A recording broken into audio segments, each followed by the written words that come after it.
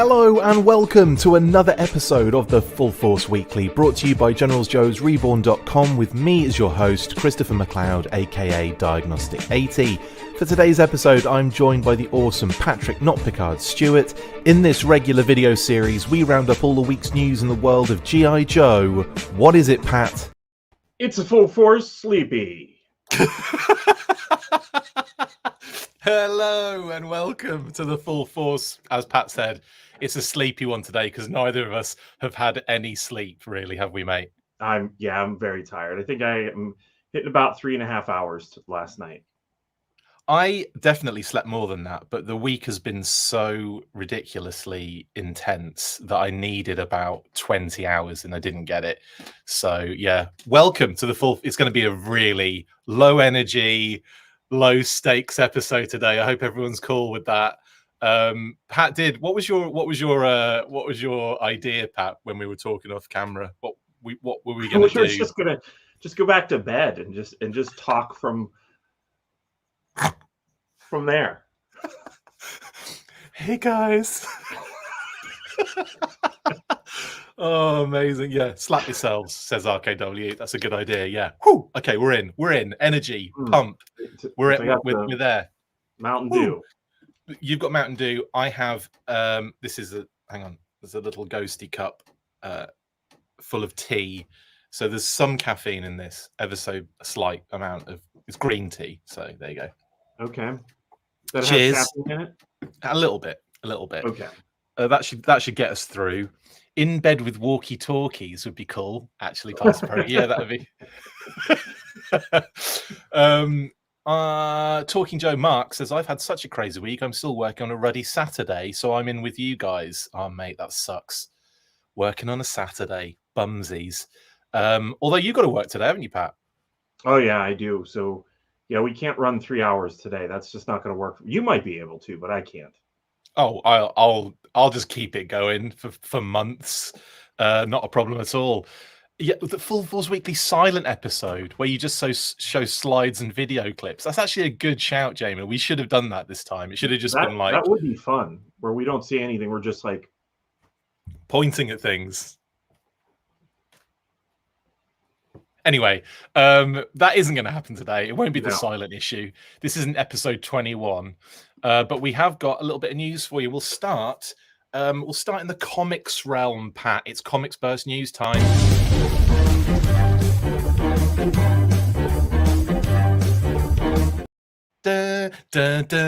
It's such a banger, that one as well, isn't it? Anyway, yes, comics news.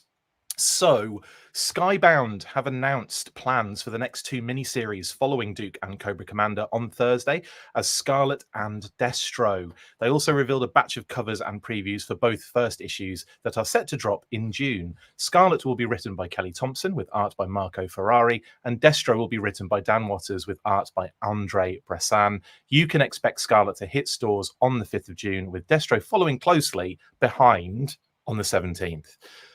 Now we've got like the previews as well here to kind of check out, and there isn't a lot. I wouldn't say there's any kind of spoilers necessarily in these previews, other than we do get some introductions with characters. Obviously, some of the covers on Scarlet showing Jinx there, obviously on that main image that we've got going on there. But we'll have a look at those Scarlet covers first and foremost, Pat.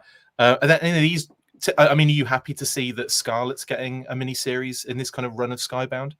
I'm kind of happy with the fact that whenever you look at like lists of comics now throughout history, some of the major G.I. Joe characters now have titles of their own. It kind of gives them a little bit more of the treatment in the comic book world as their own individual character. I think that's pretty cool. Yeah, because I mean, Snake Eyes was probably the first to get that, wasn't he? I would say, because he when he was leading the was it Snake Eyes and Ninja Force, was kind of took over. Yeah, a Real American Hero a little bit, didn't it? But yeah, totally. And yeah, you're right. This has happened. You know, Scarlet's had her own issues now. What she had, Scarlet Strike Force, which I mean, the less said about that, the better, I would imagine. But she's had kind of her titles before, but it's not like, it's nice that we're getting these little mini series. I like this mini series kind of idea. You know, like the little segments that all like in the same universe kind of linked together, but are all kind of highlighting certain characters. Yeah, I think that we talked about it before. It takes a little bit of the pressure off of that first issue once they're, of everybody being all together. Yeah, That, definitely. at this point, you do run into the problem of having so many characters that they don't necessarily get all their proper time, and then wondering, what the backstory is of each one of them. I don't know. It's a different approach, and I appreciate that this is a different way of entering into a main G.I. Joe comic again. Definitely. I wonder if we're just going to get miniseries until all 735 characters are covered. That'd be funny, wouldn't it? Could you imagine, like, by the end of, like, in a couple of years' time, it will be Downtown and Ice Cream Soldier getting their own? You don't think that's going to happen? No, I don't think that we can look forward to Topside issue #1. Good shout. Good shout. Shout out to our realtor, who is Topside as well. That's amazing. Right. Anyway, yeah, amazing stuff. Right, yeah. So these covers look great as well. Actually, I love that Jinx one where it's kind of like it kind of looks like one of those. It looks like a movie poster, the one on the right, where you've got different sections, like different elements, probably taken from the storyline. You've got the helicopters up the top left. You've got the kind of ninja, almost like in like Ninja Coup uniform. I would probably hazard a guess to say, Pat. Do you think they might be pulling out a bit of Ninja Coup there, or do you think it's just going to be Arashikage ninjas? I don't know. I would assume Arashikage ninjas. I'd love it if they. I would love it though if they did a little nod to Ninja Coup, whether it's in like a single character or like the fact they're all in black. I think would be kind of cool if that, even if that is the homage, fine. But it'd be great if they kind of called it out in the issue a little bit. Do you know what I mean? Yeah, if they have like their plan for the entire story set out so well that they can start incorporating some of those smaller things. I mean, it's not like if you did those it's not like there's a lot of expectation for what you need to do with Ninja Coup. You probably could just incorporate them as another ninja clan very early on, and I think everybody would be okay with it. Yeah, that's cool. Yeah, like you could actually, I could see it being like a couple of rival clans and the Arashikage just wipe them out or something. Right. I could see that being something like that would be kind of interesting. Yes, that is a really a lot of people have mentioned this.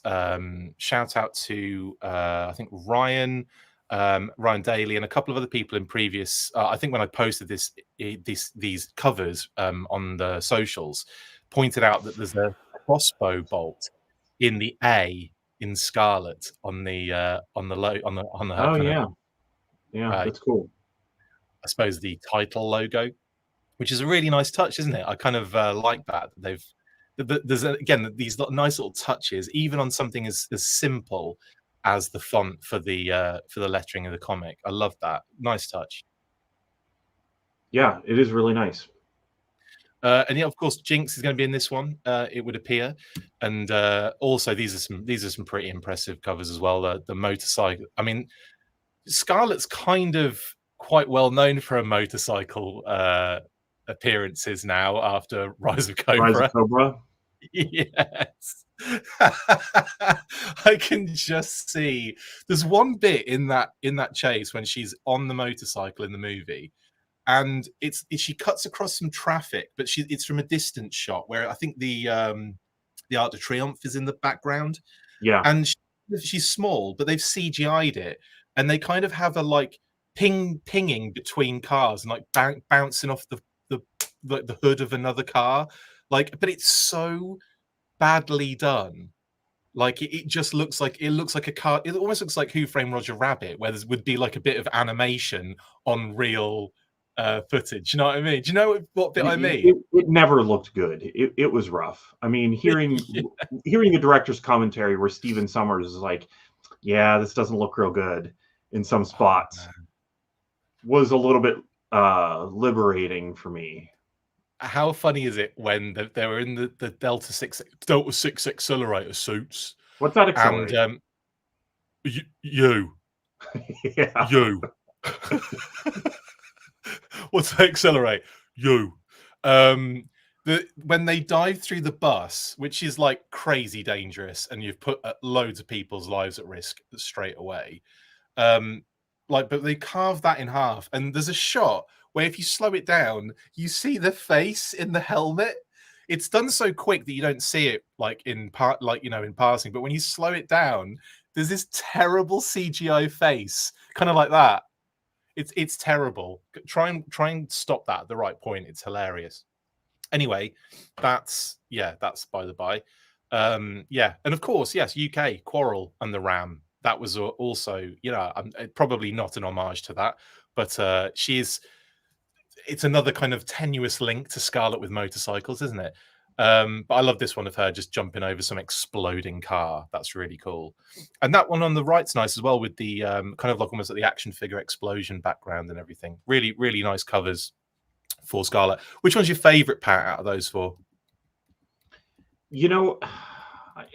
I tend to just default to the A cover, whatever that may be. Like, that's what I feel like I should really be trying to collect.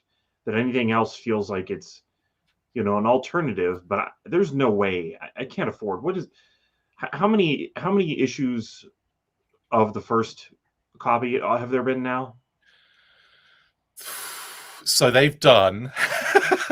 I think 20? I saw somebody post all of them that had been released so far, and it was like 60 issues. Oh, it's a lot of covers. It's a lot. But you've got kind of what's the word? Multiple reprints of issues as well. So that, and then they have variant covers, but then they also have variant A's and B's, and then like store exclusives. That has kept going. Well, with all the reissues, like 120. So there's a lot. There's a lot. I guess if I were to pick, I'd pick the explosion back one. Ooh. Or the one that you were talking about that looks a little bit like a movie cover. Yeah, the Jinx one. Bottom. I do like that one. Yeah, with Jinx. I think I like that one because of Jinx and because of all the other things going on. That kind of makes me go, oh, I can't wait to actually read that and see what the storyline is. But of course, we do have a little bit of preview for this one as well. So we see Scarlet approaching a little like a kind of little like late, almost like a. Not an island. Well, I suppose it is like an island in a lake, kind of like very, expensive looking kind of house on this tiny little kind of like inlet or like lake island. So she's approaching that in Monaco, it says. She kind of pops out of the water there, as you can see. And she's wearing like this kind of, I suppose, like a diving, like the wetsuit and everything. So she's rocking something completely different at the moment. And then she takes that off, and she puts the party attire on. This reminds me, it's like a really fun homage of Commando when Arnie like boats up to the island in Commando, like in his underpants, and then he puts all his gear on, and he's like putting the pistol in and the grenades, tying them to his top and putting the grenade launcher and all this kind of stuff. And then here's Scarlet just literally party dressed to the nines, but also pulling the pistol a little bit out. Of True Lies from it. Oh yes. With the scuba gear, yes. And then the party attire. Yes, and then they start the dance. Oh my god, that is a great shout. I mean, it's a classic. You could definitely say this is a spy military sort of trope, isn't it? It is. The kind of like sneaking into a party, but having to do it like this more often than not, which is odd. But it's really cool. Nice way for her to enter the party, and then we get inside the mansion, and it appears that she's after. Now, there's an Arashikage connection here. She's looking for some sort of connection with the Arashikage, and then as you see there in the bottom right-hand panel, I'm going to say it's probably Jinx, but it might not be. It might just be another Arashikage member. I would assume so. You'd assume it's Jinx, and her Arashikage tattoo is on her thigh, as you can see there. Yeah, interesting. I like that. So there you go. That's the kind of, I think that's all we have for the Scarlet issues in terms of the previews. But does this intrigue you into reading the rest of this issue, Pat? Yeah, I mean, I like the setup. Like you said, it is kind of a trope, but it's not one that I'm tired of. Totally. So I do like. There's something really cool about the infiltration stuff, isn't there? Like the yeah. GI Joe's had this really good track record of doing infiltration sort of kind of like intros. Obviously, the movie springs to mind with Pythona and how brilliant that is. Yeah. We've seen this before in in GI Joe comics as well. And I can't think of the one off the top of my head. Oh God, there was one I had and I've completely lost it now. But they have done this before. But again, you're right. It's like a trope that you don't really get tired of seeing them do. And I'm also interested to know where this is happening in the timeline, because we don't get any kind of information as to where this is happening. We don't know if it's following Duke and Cobra Commander. We don't know if it's kind of like a prelude to that. We don't know if she's talking to G.I. Joe at this point, or if she's talking to Colonel Hawk or the team, just like a regular military team. We don't really have that information, do we? So yeah, I'm interested to see where this is going and where it lines up in that kind of timeline. But yeah, all really cool. Then of course, Destro. Now we do have a little bit of a possible sort of classified preview. It might be a bit of a stretch there, because obviously artistic interpretation for certain characters, you have to take that into consideration here. But they are following the classified designs very closely, and this cover has Iron Grenadiers on it, Pat. And I know that, like I said, there's artistic interpretation, and there's of course, you can kind of expect to see what you're going to see with the Iron Grenadiers. But do you think this might be a little preview of what to expect with them for classified? Well, yes and no. I don't really expect the Iron Grenadiers to be that different in appearance than the original Iron Grenadiers. Right, so right. It's kind of a cheat to say yes for that reason, but sure, I guess is the shorter version of saying that. Sure. Like, sure is like actually longer than yes. I expect them to look like the originals. Yeah. There probably will be some minor changes, but the Iron Grenadiers came pretty late in the line, and they were pretty well refined by that time as far as the style of G.I. Joe. Maybe you'll see something with the sword, or that it would be removable or something cool like that, but I don't really imagine him being all that different. Yeah, we get a lot of bats in this one as well. Oh, massive shout out to Zartan. Thank you so much for the super chat. Really appreciate it. Every schmuck in G.I. Joe is getting their own comic and still no Zartan solo series. This is an outrage. The people demand Zartan. The people, or just you, Zartan? No, that's actually pretty cool. I think, to be honest, we've had some good Zartan kind of special sort of storylines and stuff, but I think a Zartan kind of mini series is definitely one that I could see Skybound doing, following some of these. Pat, would you agree? For sure. I even wonder where all of this is heading, because obviously it's leading into G.I. Joe, but what happens whenever we're at issue 75 of G.I. Joe, and maybe they want to do a little more Zartan because that was popular, or could we get Zartan number 9? You know what I mean? Like, how long are they going to carry on the individual characters? And even if they stop, that doesn't mean that they can't do more issues later. Yeah, a miniseries is a miniseries, can be happening during the main kind of series and all that kind of stuff. So I agree with you.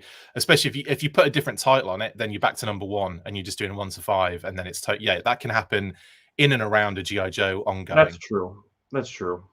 Yeah, I agree with that totally. But yeah, Zartan, we're on. Thank you very much for the super chat. We really appreciate it. I would assume Zartan's on the short list, wouldn't you? Yes.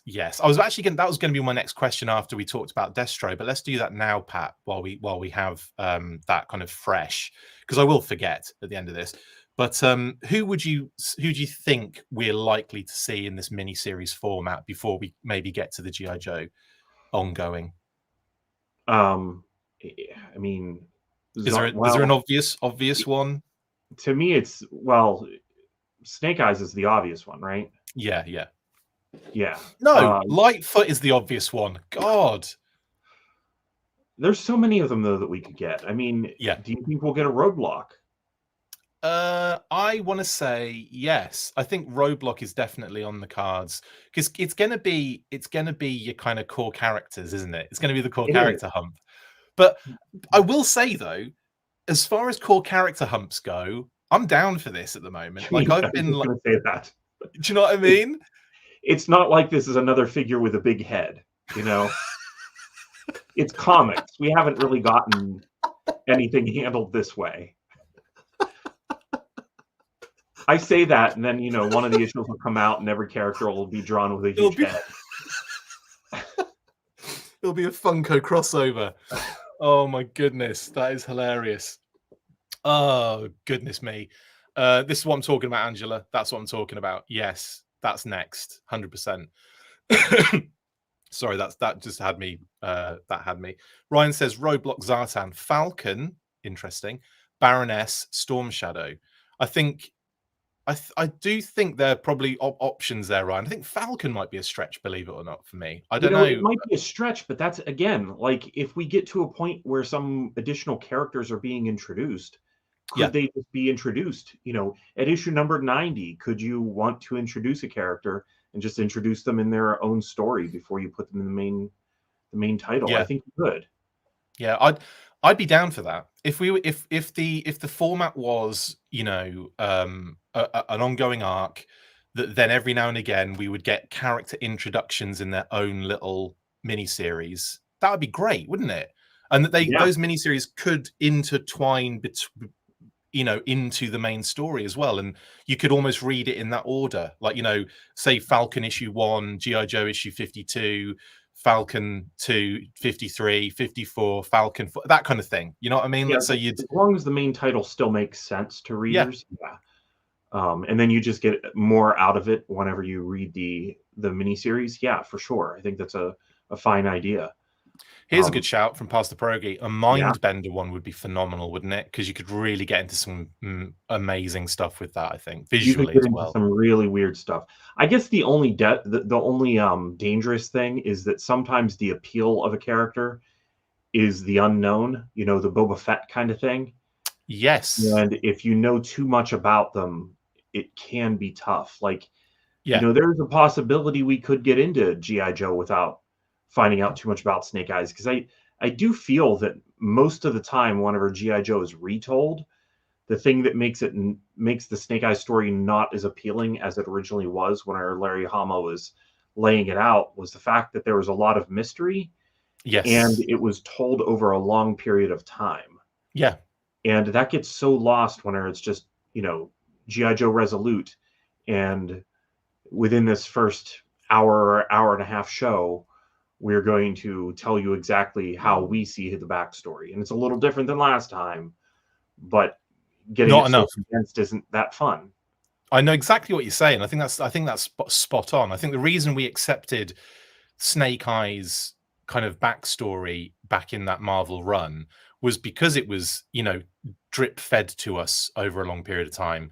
And then you're right. As soon as we get the core character hump, they have to force all that narrative context and all that kind of stuff into a small amount of time.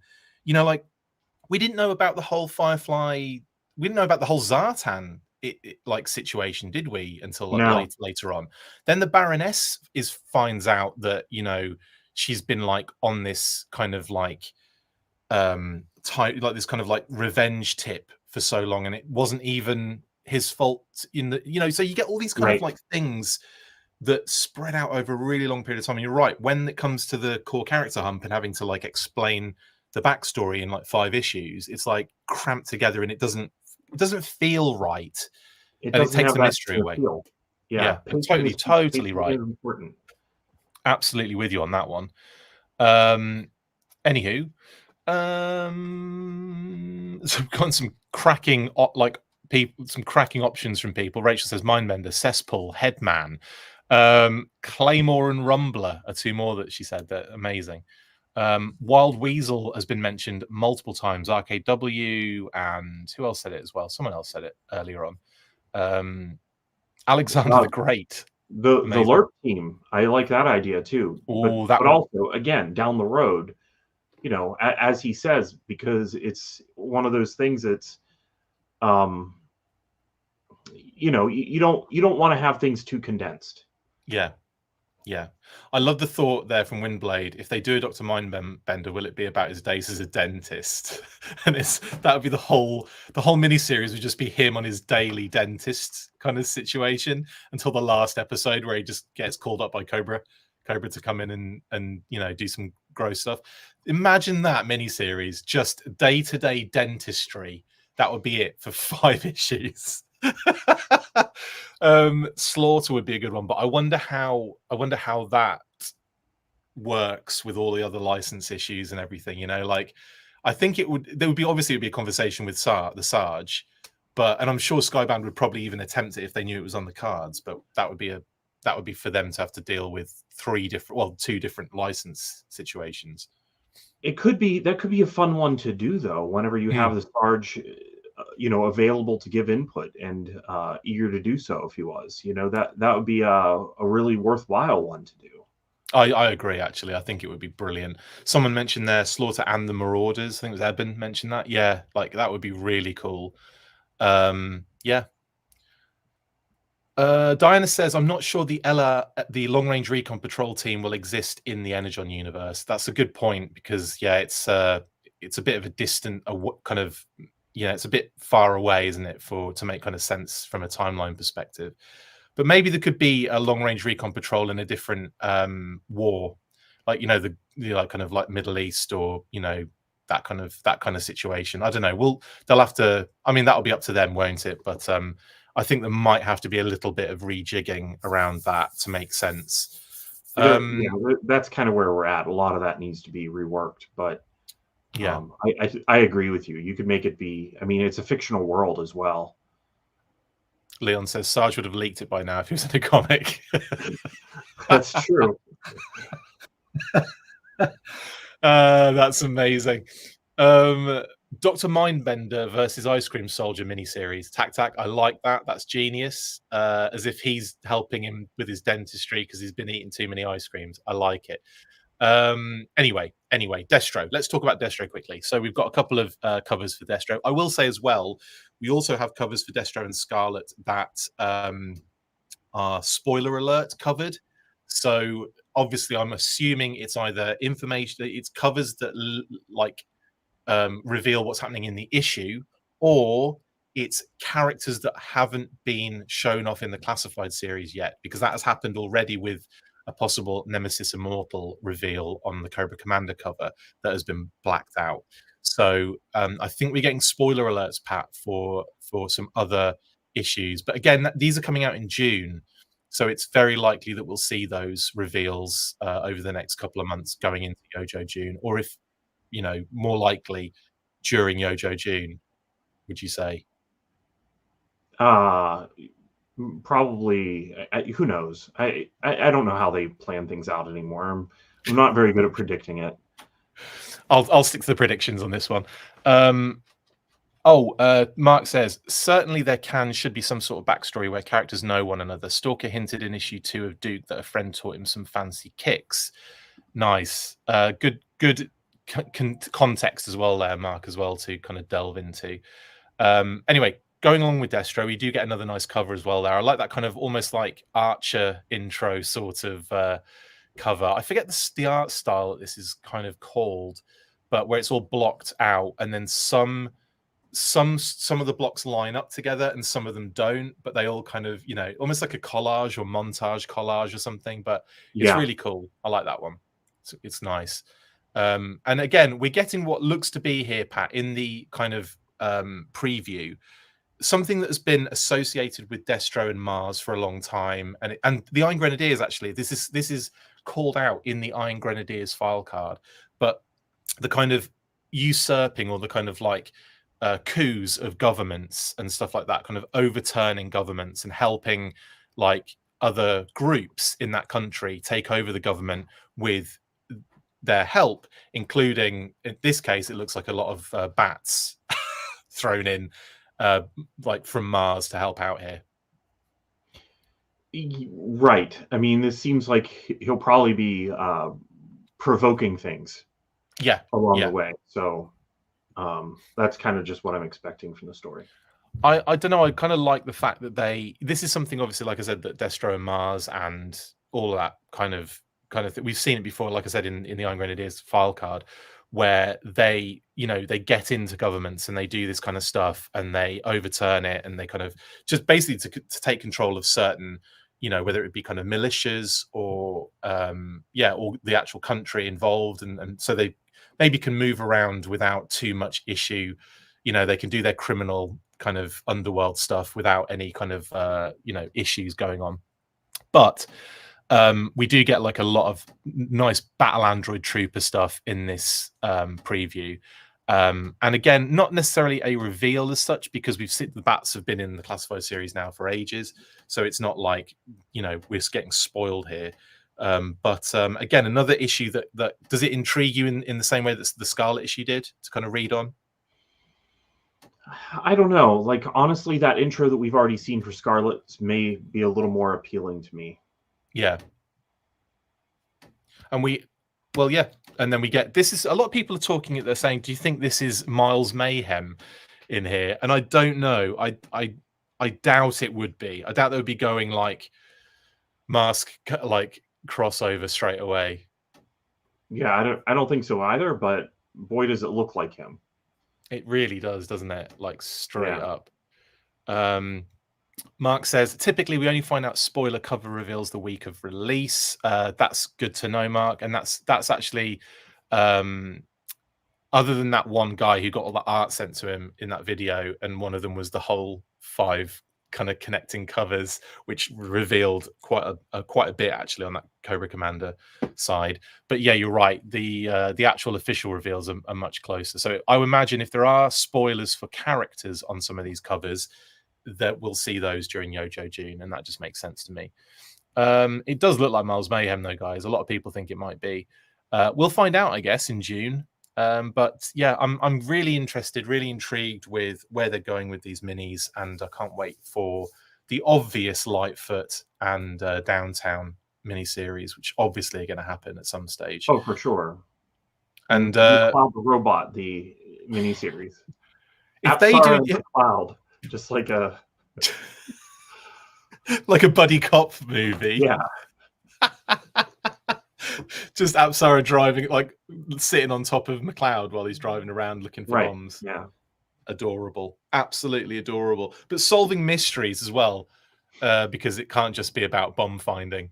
Anyway, yeah, I am waiting with bated breath for a Tripwire miniseries, and then get to see McLeod in all his glory. There could be. To be honest, there could be. You never know. I don't think Tripwire would sell that well, but how dare you? Who knows? It would probably sell really badly because of the McLeod. They'd have to put McLeod on the cover as well, and they'd have to put the name underneath it, and it would just sink. It would be like there'd be one copy sold, and it'd be to me, and everyone else is just like, yeah, I'm leaving this one. Anyway, that is comics news this week. Let's move on to quite a lot of classified stuff to get through, so let's get involved in that.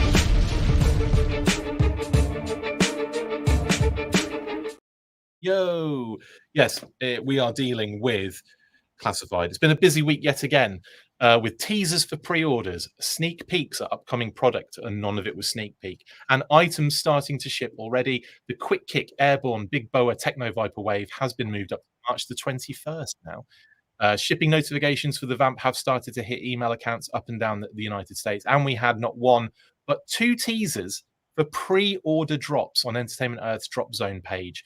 March 14th could be for the Transformers X G.I. Joe Collaborative Cup Triple T with O-Ring, Sergeant Slaughter, and Leatherneck, as that listing has been leaked for a while now and lines up with the text in the teaser for that particular drop. April the 4th looks very much like a classified reveal and pre-order, but we will have to wait and see what that could be. Finally, we also had a sneak peek at the Walmart Collecticon G.I. Joe Classified Night Force Jason Shockwave Faria with Night Pursuit set, which will be going up for pre-order on either the 14th or 15th of March. But if I'm a betting man, probably the 14th. Now, first off, though, Pat, let's talk about, just quickly, we don't have to go into loads of detail here, but movement in Hasbro's shipping and when things are coming in and when pre-orders are getting charged and all this kind of stuff. Now, I know in the past it's been one of those things where it's actually quite a bonus if it's changed, but a lot now, kind of nowadays, there are so many pre-orders that people have to kind of juggle with. Do you think it's actually better that they stick to, some of the delivery dates? Well, for the most part, yes. I do think things have been a little bit quiet, for a little while. We did have a little bit Yeah. of a breather. Emily said that Yeah, this year wouldn't be as packed as it was last year. And so far, that's been yeah, true. I think that we yeah, have experienced that already. So something moving up isn't the end of the world. I just hope that it isn't, one on top of the other, that we don't just right. start compounding it. I know for me, I just have been avoiding pre-orders, and part of that is because you just feel that financial guilt or stress twice.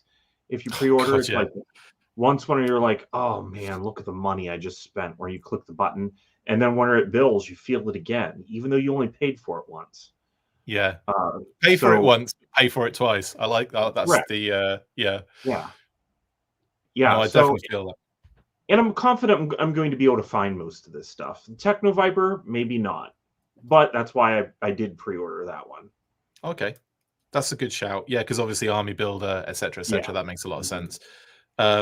I have to admit, like for me, I'm in the similar boat in that I'm also trying to put a weapon in Anil's hand at the moment. If you're confused as to what I was doing multitasking wise, I don't know why I'm doing this, but it's just in front of me, so it's happening. I'm in the similar boat with you in terms of pre-orders. I tend to just kind of like avoid that and just it as and when in the future they're available in other capacities, I will kind of pull the trigger then, so that I know it's an amount that I'm controlling. It's like I can pay for it now. That's great. It's being paid and I'm getting it now. It's not one of those things where it's like I'm paying for it sort of months ago, and then all of a sudden I'm hit with a big amount going out. I just don't want to deal with that anymore. I don't want to be in that kind of situation. I totally with you on that. But I feel like I kind of like it when the stuff gets bumped up, so we get like it kind of comes a bit closer, like the date is earlier, because it means that that's scratched off, we can move on. But there's the other aspects to this as well, like it might be moved up in the US, which is exactly what's happening here, but then people in the UK now are getting things really late. It's funny how like the UK were getting stuff almost before they should be coming out, and Canada would get some stuff early, and then the US would always be like last. And I found that kind of interesting. And obviously there was a big kind of furore about that. And it looks as though they've, again, in trying to correct it, they've maybe overcorrected it to the point of like people waiting months and months and months now in other countries for stuff. There's definitely like a balance to this that they just can't seem to really get right. Well, I mean, it's hard to manufacture something in one part of the world and then have simultaneous release all over the world without spending tons of money on Yep. storage somewhere. Yeah, So very true. I think that it's not that realistic to think that they will all hit at the same time. It just gets really annoying to me whenever those are like 6 and 8 months apart, Yeah, because yeah. figures like Outback, I think when that one hit, I think I Nine, got that in like 8 or 9 months. 9 months. It Yeah. seemed like everybody had it in hand. Yep. It felt like everything that I was getting, it felt like I was paying for it twice, and I was getting everything almost a year after, Yeah. it was old news. Hey, everybody, look what I got. Oh, that's great. Not that I'm even doing it for that aspect, Yeah. Yeah. but that aspect was one of the things that was no Well, longer, the shared experience was gone. I guess is yeah, what. like no, that's a good point, because there is that moment of you get something in, you take some pictures of it, you share it with some of your mates in your message groups or whatever, Yeah, and you want to all be doing that.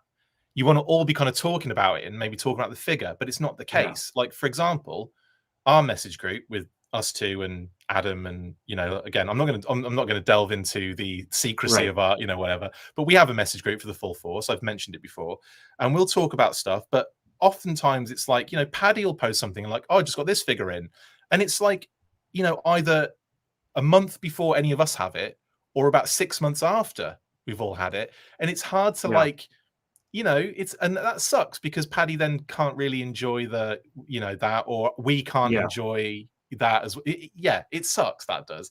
And I would also add to that, like there are times when you see a figure everywhere. Everyone's posting about it. For example, like Airborne was being posted last week and he's kind of showing up and everyone's got it. And a few people have it in hand and are showing videos. And I watch all those and I see it. And yes, it's different when you have it in hand, but you almost feel like you've experienced the figure already.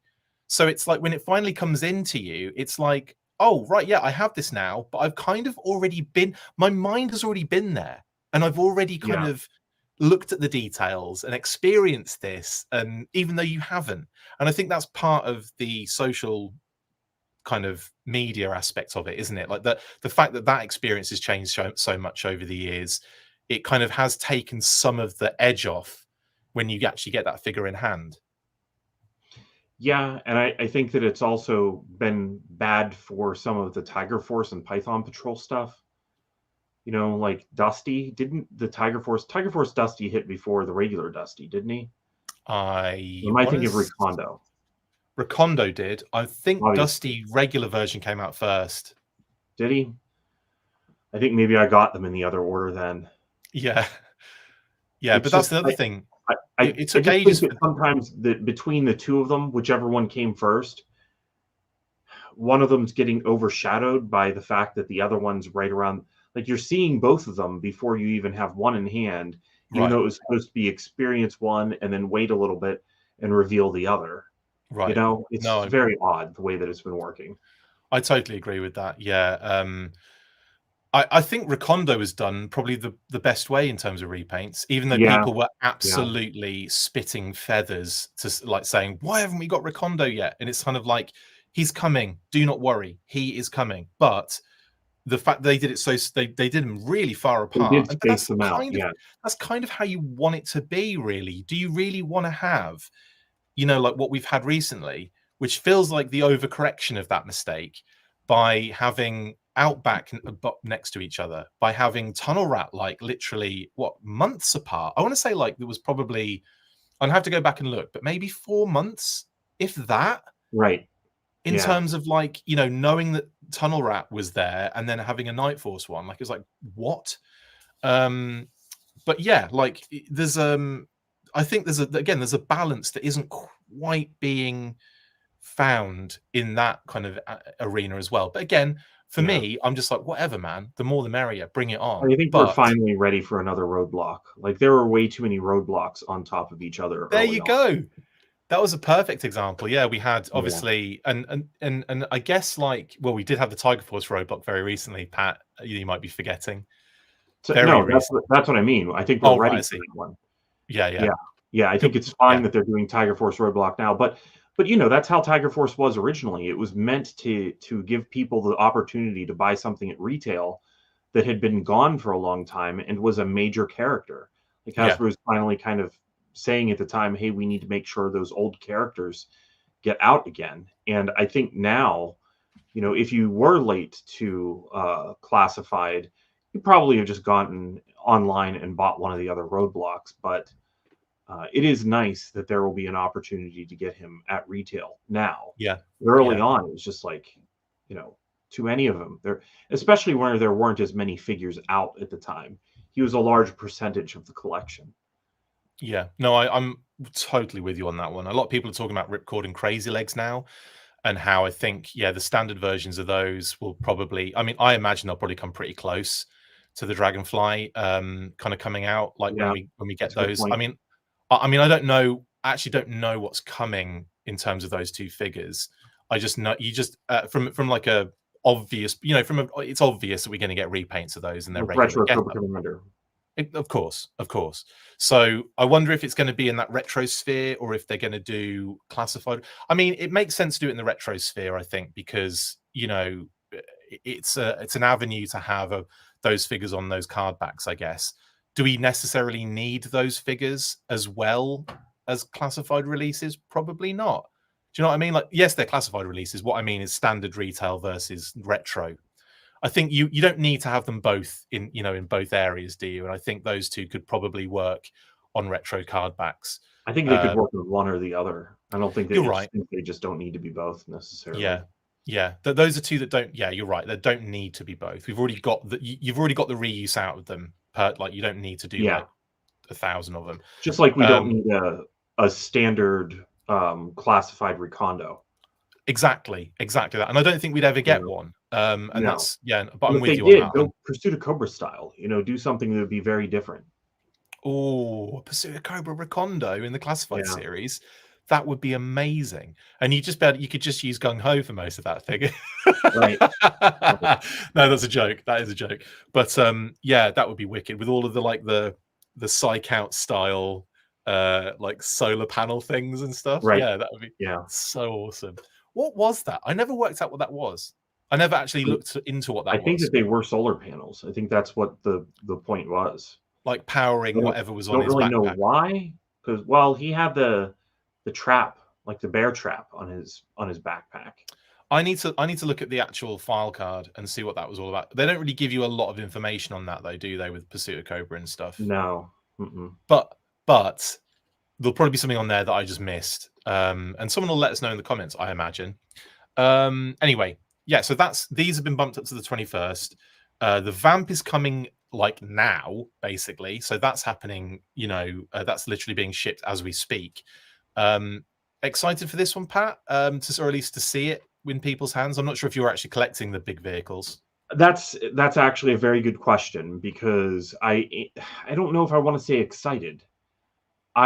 Terrified. It's a Vamp, and so it's like one of the things that I feel that if I was only going to have a few vehicles from classified, this is going to be one. But I could definitely see myself before too long just being done with vehicles. They're so big. I don't have all the vehicles from the vintage 3 3/4 line.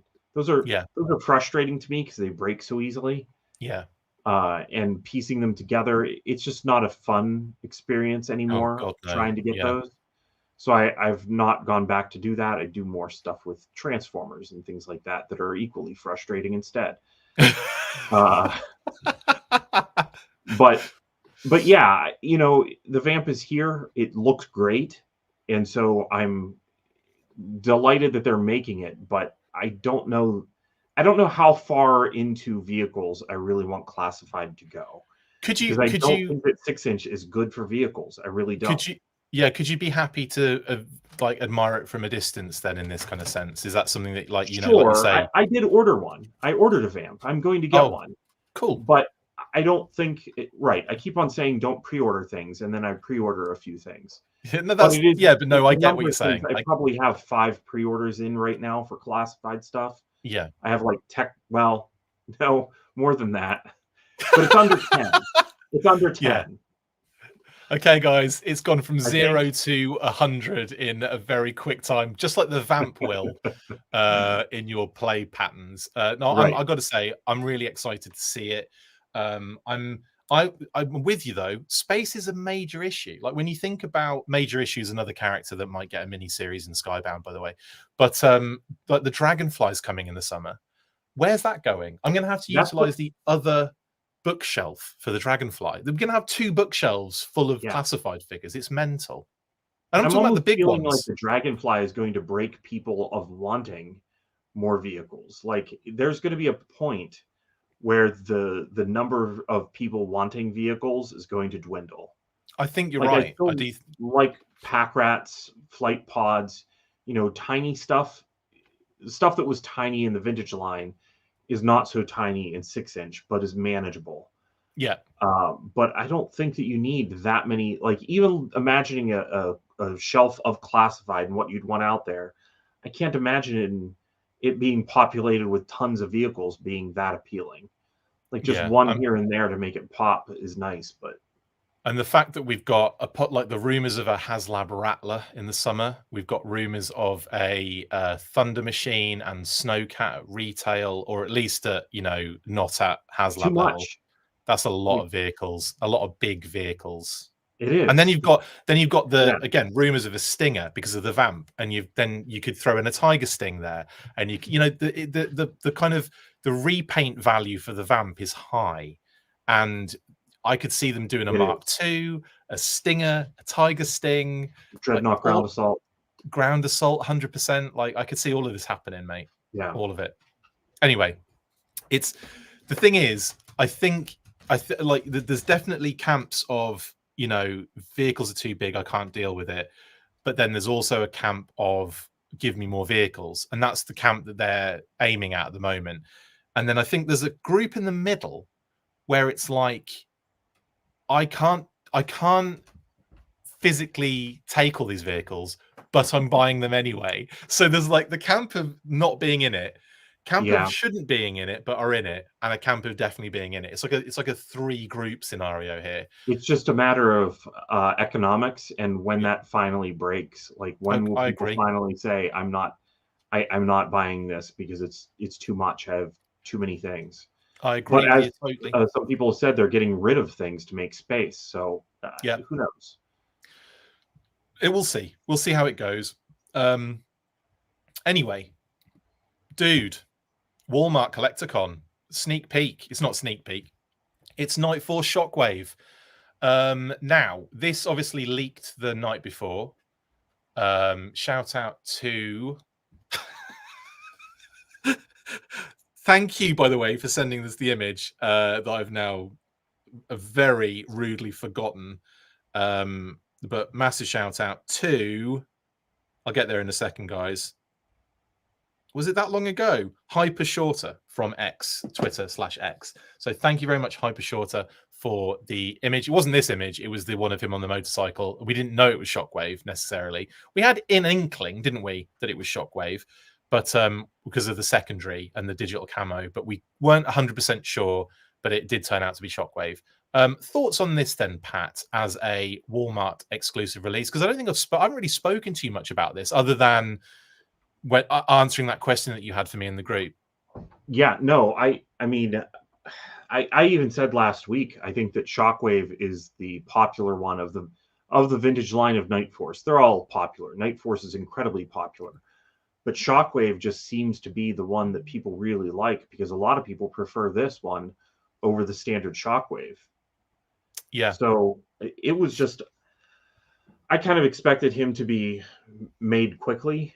And if you're going to put one of the Night Force figures with a vehicle, I think it's kind of a good choice to get that vehicle sold. There are some of them that I could see people passing on because of the vehicle space and because maybe they're a less popular Night Force character, if that makes sense. No, it totally makes sense. Yeah, but absolutely. This one's going to sell. They're not going to have any problem with this. This is going to be a popular set. I could see this being hard to get.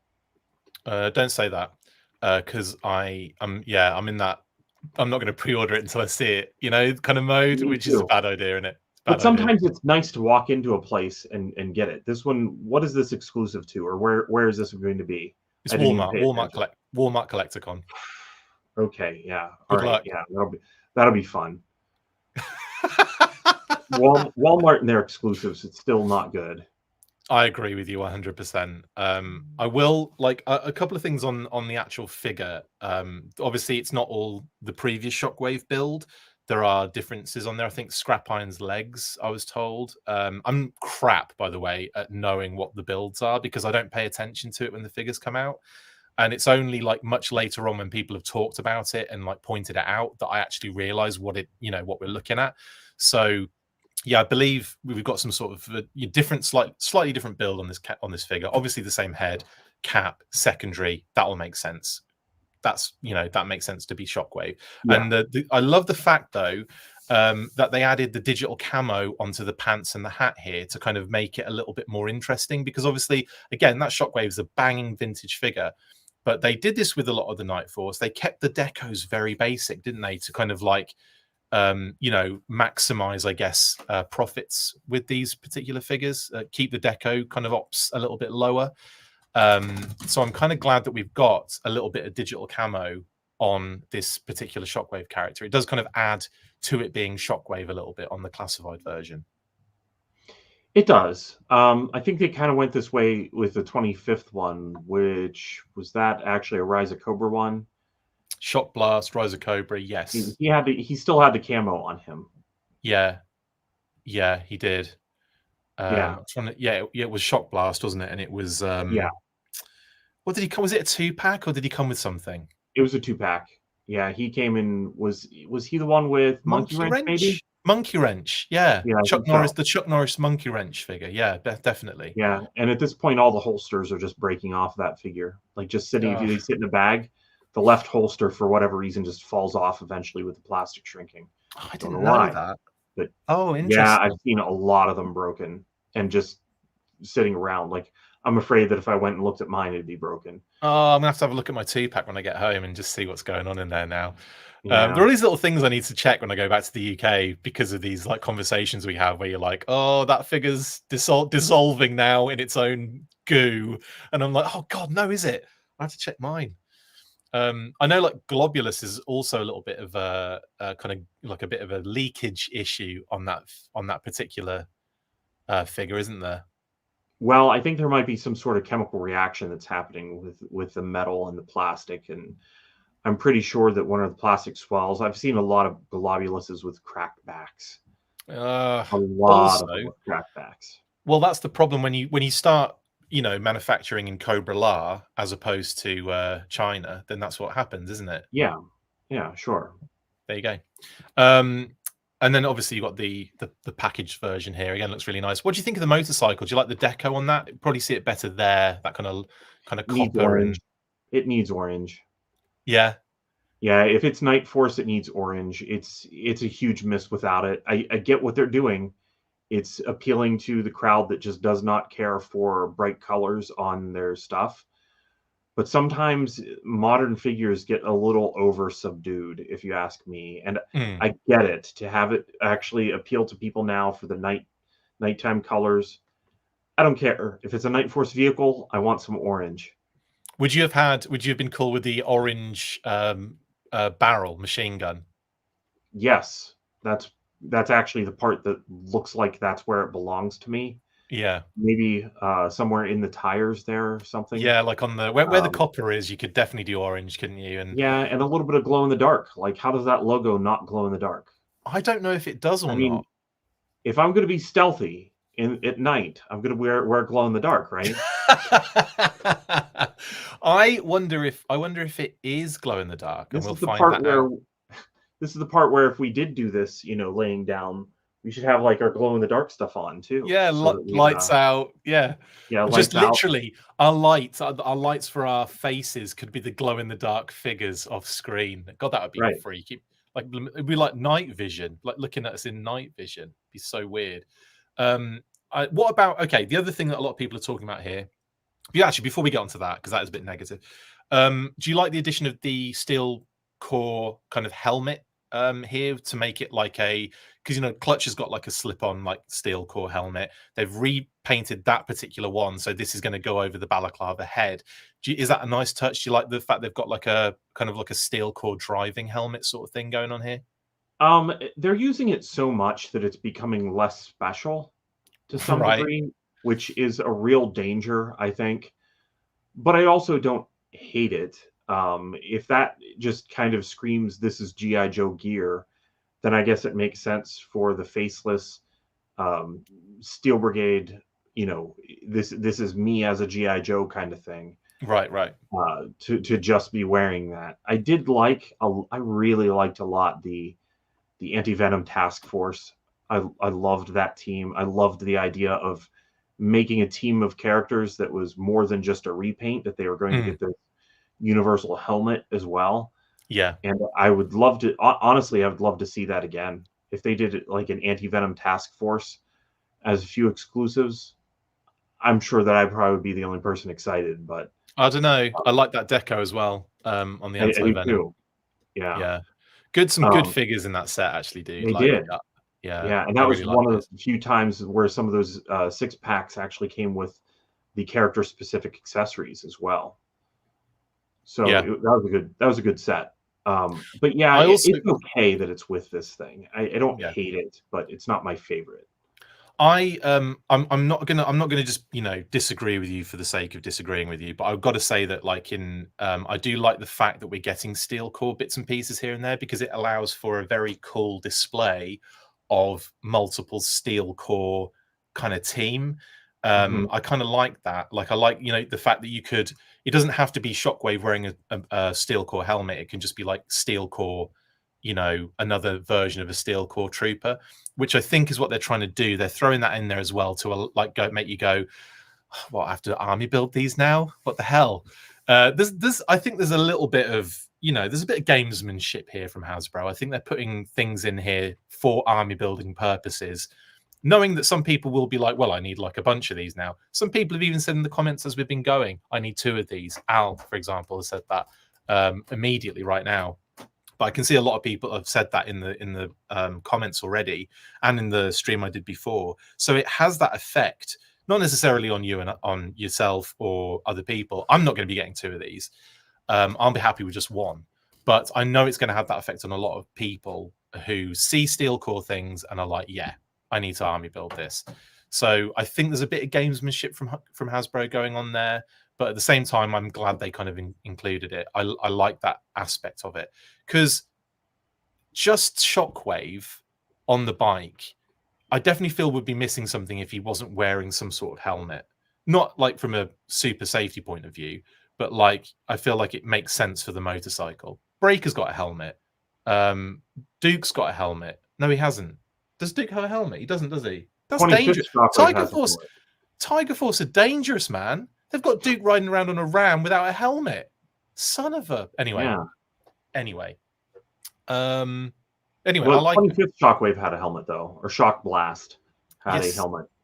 Yeah, so it all kind of makes... Yeah, there's a lot of nice kind of connectivity going on here. We've got a backpack in play, Pat, but it is a reuse from Firefly Cobra Island. Happy to see... right, this is linked to my next question. There's an element of... There's a price hike here. It's gone up in terms of figure vehicle, but they've included a lot more accessories. Now, would you prefer having the figure vehicle at the original price point of, like, was it $45? I think it is usually. This is 55 because of all these additional extras. Would you have been happy if they'd have just left the extras off and gone with a 45 price point? Well, we could be talking about just a price hike with nothing additional to show for it. We could. So that's a plus. I do think that it's a better idea to include, if there are people out there who are eager to army build this because there's the additional helmet in there, that's a good way of moving the thing.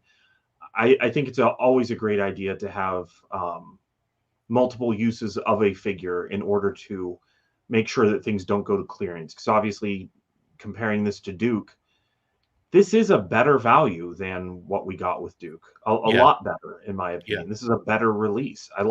Personally, I like this a lot more. I still don't have that Duke, and I still kind of don't care. Yeah. But this one I will probably pick up. I'll be happy to walk into a store and see this, and that, that's the other aspect of this, is the randomness of having a bad day and something. Like, it feels like if I pre-order it that I was more in control of that, whereas if I just walk into a store and it's a happy surprise that something's there, I don't know, for whatever reason, I just prefer that. Yeah. It's cool. Nice to actually get out of the house. That's so true. Even if it's just going to Walmart, it's nice to get out of the house. Yeah, that's a very good point. I'm with you on that, mate, totally. And I'm going to say that, like, again, I know there are people that are concerned about the price going up and everything, but at the same time, I don't know. Yeah, there's so much with this. Like you say, the value is there. I like the fact we got the drone again. I love the fact that the backpack is being reused with the drone, so that we got that, like, again, like added value, but then narrative value too, play pattern value. I know, like, we're all adults here, but I love the thought of the motorcycle, him being on the motorcycle and the drone following them, sort of like, that's, kind of looking ahead for any danger and coming back, and the helmet heads up display links with it. I do have a theory that he might be coming with the tablet, even though it's not shown on here. And I say that because the tablet fits in the backpack inside. And if you look at the image, not this image, but another image later, I'll just go to it now. That image there, it's filled in with what looks to be the tablet. So I'm thinking that we might get the tablet as well. But I also wouldn't be surprised if we don't get the tablet go inside the backpack. there.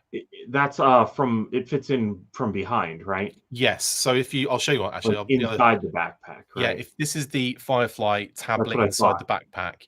So obviously we don't have the stack bundle of dynamite, which would have looked a bit weird on this particular figure. But also, Yeah. you do have that bit sticking out the bottom, which is also a little bit odd, without anything attached to it.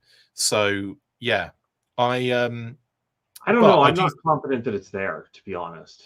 I wasn't either until I saw this image, and then I thought, well, maybe we might get it. It might just be hidden inside the backpack in the package, but we'll see.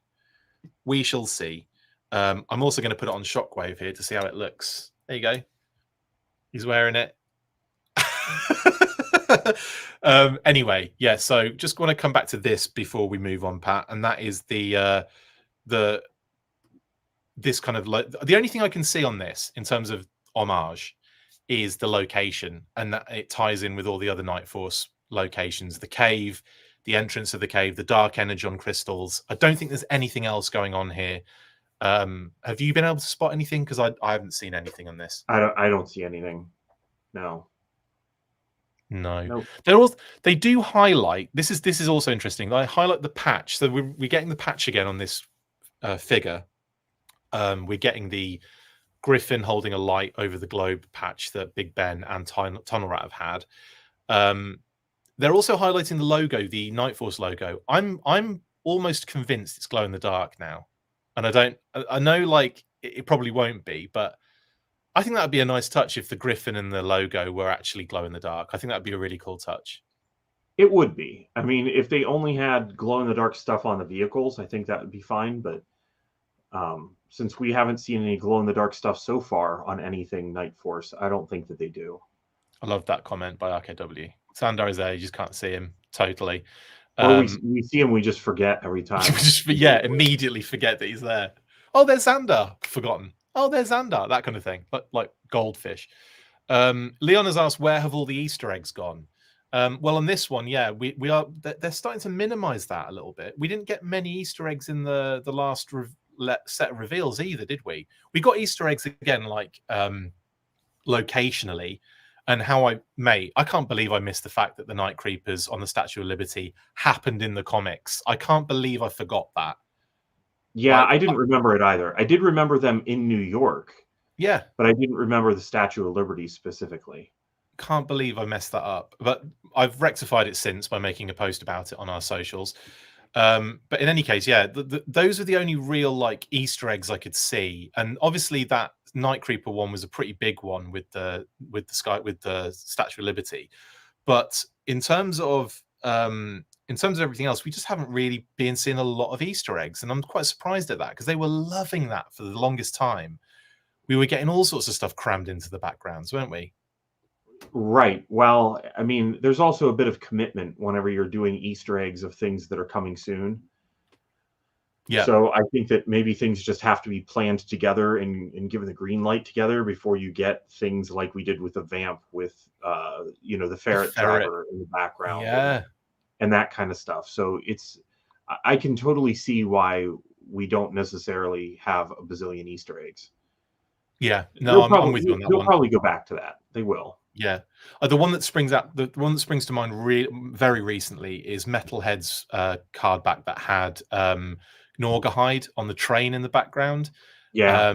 With his hat in the air kind of thing. Like you're very, very Deke kind of inspired one there. But anyway, yeah, this was the image that was kind of leaked early. I think he looks really good with the steel core helmet. The bike looks amazing. I think it's a really cool set. I'm with you on that. I think there is value there in the kind of extra price.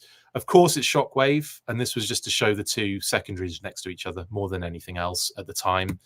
And of course, the drone reused from Cobra Island Firefly and the backpack, and hopefully the tablet. And of course, the steel core helmet, as we've already talked about, being a repaint of clutches with the Vamp. There's a close-up of the motorcycle. This is all stuff we've already covered. And obviously, there you go. There's the original Ram next to the new one. Actually, it almost looks as if they've taken the same image and photoshopped it, but it kind of does, but there's no way. It is slightly different. The angle, you can see the angle difference on the gun sidecar. But that's really funny how it's like almost identical in its positioning there. Yeah. And then we've got, of course, the Tiger Ram with Duke, like very dangerously riding around without a helmet there. Very dangerous kind of situation going on there. Hopefully that gets rectified soon. But there you go, mate. There's your red. Would you put the Tiger Force barrel on the Night Force one? That's actually a really good idea. Now you've finally made me regret not having. You're gonna have to get it. Ram. You're gonna have to get both to kit bash him. Amazing. Anyway, Collecticon, the exclusive drops start on the 14th of March and also carry on to the next day on the 15th. I imagine this will go up on the 14th. And it might be that both days are just two separate lots of pre-orders. So you might have a second chance the next day. But it's likely they spread it out over 2 days.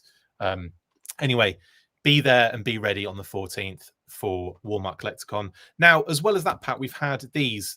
We'll just talk about these very quickly. What do you think here? Do you assume the same thing I assume here? We're in the middle of a Transformers month in terms of events. 3 3/4 inches. It's got to be the Triple T, right? Yeah, it has to be. I mean, there's not much of a secret there. We'll probably also, what is that, March 14th? We'll probably March 12th or 13th see all the pictures of it. That's so true. That's so true. Yeah, we'll know for sure before the 14th. Let's put it that way. Yeah. So that's then on the 14th, which also interesting enough is the same day that Walmart Collecticon kicks off their pre-orders. So it's going to be a busy bloody day, isn't it? 4 p.m. Pacific, which is what, 7?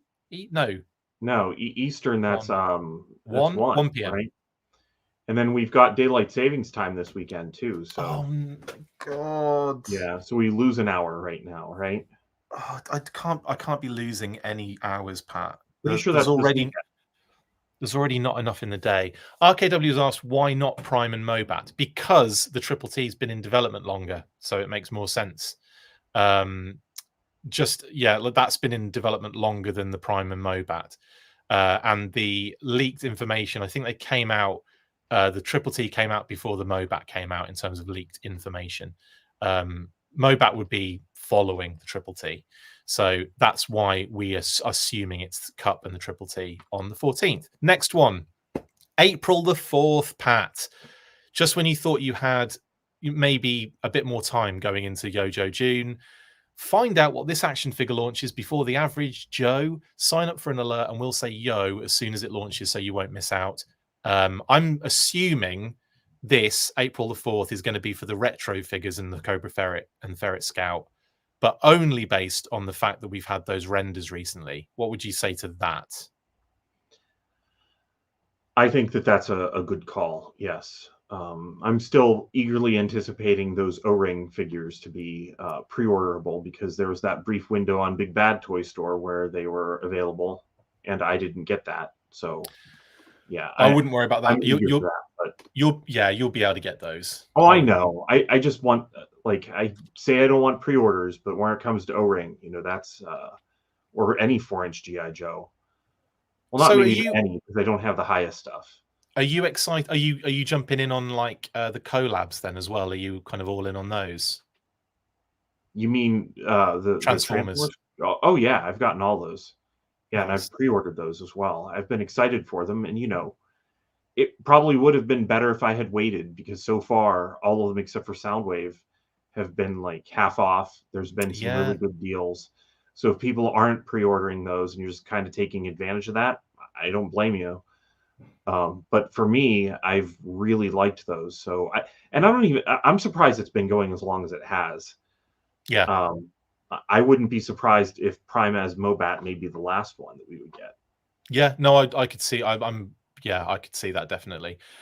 Just kind of wary of time at the moment, so I'll just kind of rinse through the rest of it for now. But at the moment, guys, what I'm saying is I think April the 4th for this particular GI Joe pre-order might be your retro figures and that Cobra Ferret and Ferret Scout. Just like be based on the fact that that's we've seen them digital renders. It might be something completely different, but who knows? We'll find out soon. Someone's asked as well, could it be Brawn and not Cup as the Triple T? No, Stephen, the listing specifically says Cup. So Sergeant Cup in actual fact. So yeah, it's probably very likely going to be Cup. Right. As well as digital renders, we have unofficial leaks, Pat, but there's not really much to talk about. We already know about this stuff. We've actually already talked about a lot of them. We talked about the Snowcat, Thunder Machine, and Retro Cobra Commander already today, which is quite funny. Yeah, and that's pretty much what we have on the unofficial leaked list. Not really much else to really go into there. Like I said, we've done this a lot recently, so you know it's all there. Name only reveals. Are there any of these? I don't think we talked about this very recently. Are there any of these that stand out to you? Oh, actually, no, we did, didn't we? I think you mentioned. Did talk about it. Yeah. Who was your standouts on this one? Starduster. I'm eager to see what accessories he comes with and how he's packaged. Alpine, I really think that they need to lean into the accessories on him as well. Big time. Climbing gear. Kind of looking forward to that. I am looking forward to Frag Viper. Curious how they handle the wings of Nemesis Enforcer, and wish that he was just still called Nemesis Enforcer. I don't understand this. Where is it? Where is Nemesis Enforcer copywritten? There was a video game that used the name Nemesis Enforcer. Yeah, we kind of talked about that. Yeah, it's really annoying because there's no way that somebody wrote Nemesis Enforcer for a video game and hadn't heard it from G.I. Joe. But that's what the problem was. Damn. Anyway, yeah.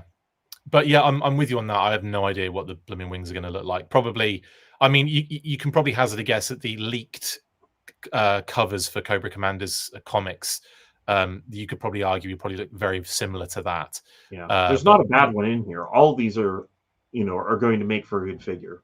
I agree with you 100%. Can't wait for Dial Tone, actually. I'm really excited to see what they do in terms of the gear. And I hope they give the Saw Viper a gun that is actually taller than him. I really do. You do? Yeah. I want him to I want him to hold it and look absolutely ridiculous. Just be like he's shrunk down or something. It'd be amazing. No, of course I don't. I want him to have a properly proportioned weapon, Kitty said. But he could come with multiples. Yeah, you could give him a massive one. How large that original Roadblock gun was. It looked like an energy weapon, which I didn't think was that beneficial to it. But yeah, Saw Viper could have something big. It needs to be a saw rifle, right? Yeah, just or an actual saw. Just give him a saw that cuts wood. That'd be kind of funny, wouldn't it? That'll be the bait and switch. Anyway, that is name only reveals. I think that's pretty much everything. No, we've got the leak listings.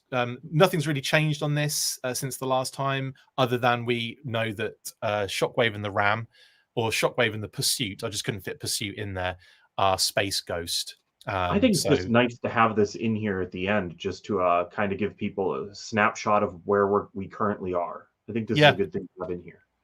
So everything in green is everything we've already had previously, and kind of recent kind of pre-orders, and then the rest of it is everything that we just are aware of or not aware of, as Pat has just mentioned. So that is that's your update for the leak listings 2024. And of course, I know that Pat's probably sweating as we're looking at this image. So we'll move on to finally, it's the shout outs.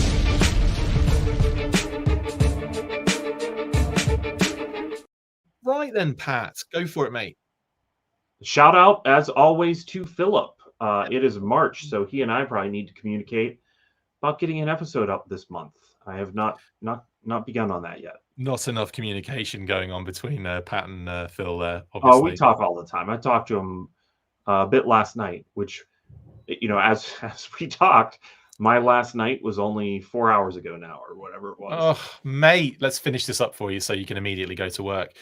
Shout out to Kate and Phoebes, of course, wonderful families in the UK and the US as well. Of course, massive shout out to everybody. Love you very much. And of course, to Brian Sauer for our amazing graphics.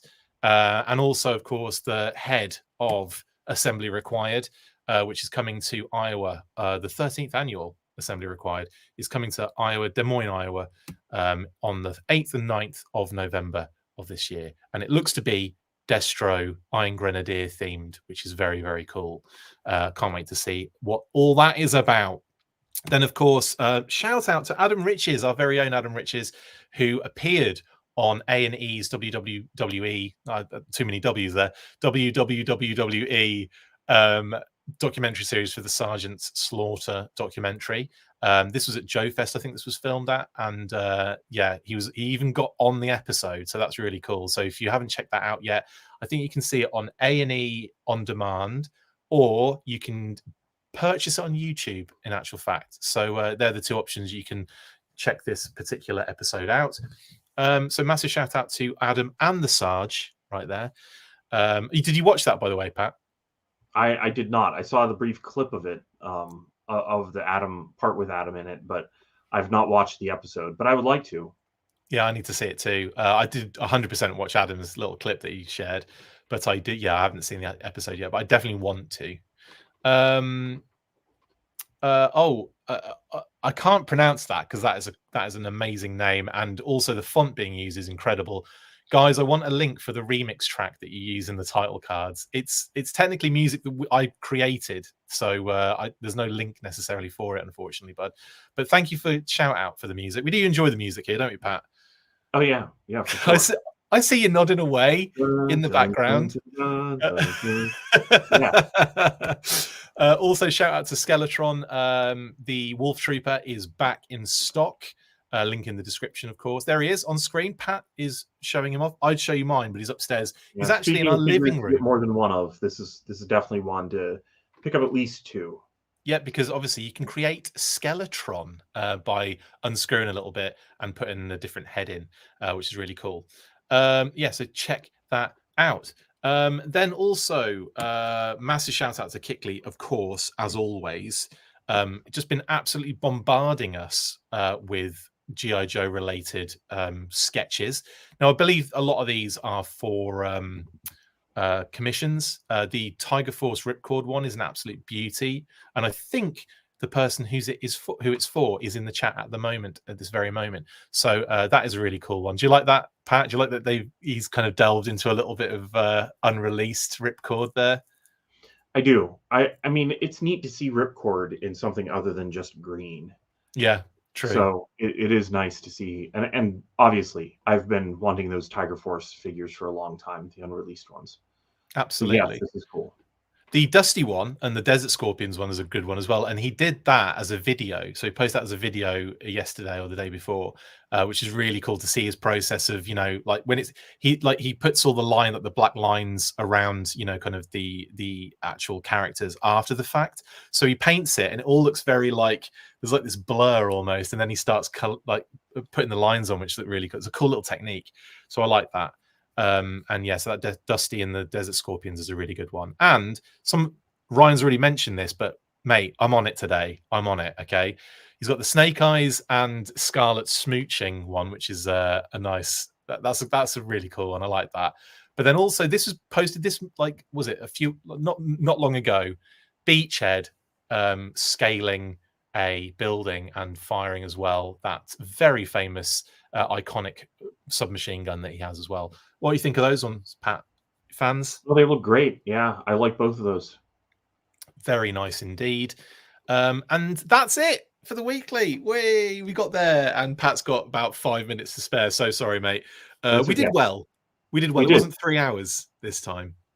Yeah, no, that's true. 3 hours was quite a long time, but you never know. Maybe I'll have another day off and we can just run on a ridiculously long amount of time again sometime in the future. That was the record, I think. I think 3 hours was the record. Yeah, I think so. We'll never get close to the audio record, which was, I think, over 10 hours. Was it? Yep, we did Transformers, and we got the Mapes on, didn't we? And we also did Visionaries. That was a long one as well. Well, that was you doing all 10 hours. I was only on for part of that. Oh yeah, I'm talking about the company's record, not the individuals. Right. But we did. I thought you just meant me and you sitting down. I'm like, I don't remember ever being on here for 10 hours, but maybe I just slept that off and forgot. Yeah, you definitely did. Amazing stuff. Anyway, good to have you. It's nice to have you back on every week. We'll be utilized. I think 10 a.m. on a Saturday is what we're going to be going forward with from now on, guys. So that's the new slot, or the old slot back to normal. It's the new old slot. Anyway, thank you very much for joining us, guys. Thanks to all the patrons. Thanks to all of you guys in the comments. Everyone for the support. We really, really appreciate it. We'll be back next week, of course. Pat, what are you laughing at? Did you see a comment? Yeah, is what did Pat hate on this weekly? Nothing. Oh, that one. There you go. What did Pat hate on this weekly? And RKW said the RAM. Orange, Yes. I believe, was the hate this week. Anyway, amazing some stuff. Orange on it.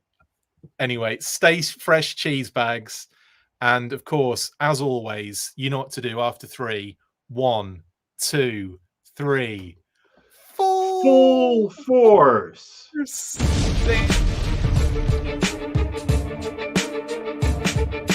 Make sure you get involved with the discussion by liking, sharing and commenting on these videos, and as always you can keep up with the show after listening by following on X, formerly Twitter, @TheFullForce, liking the Facebook page, facebook.com/TheFullForce. We've also added a brand new Instagram, so check us out there as well @TheFullForce Podcast, and if you would like to contact the show you can message us on any of those platforms with feedback and questions. We also have a Patreon page, so if you want to show your support for the show, see your name up in lights on these videos, or enjoy exclusive bonus content, then check out patreon.com/TheFullForce Podcast, or click on the link on any of the posts this podcast appears in. Full Force.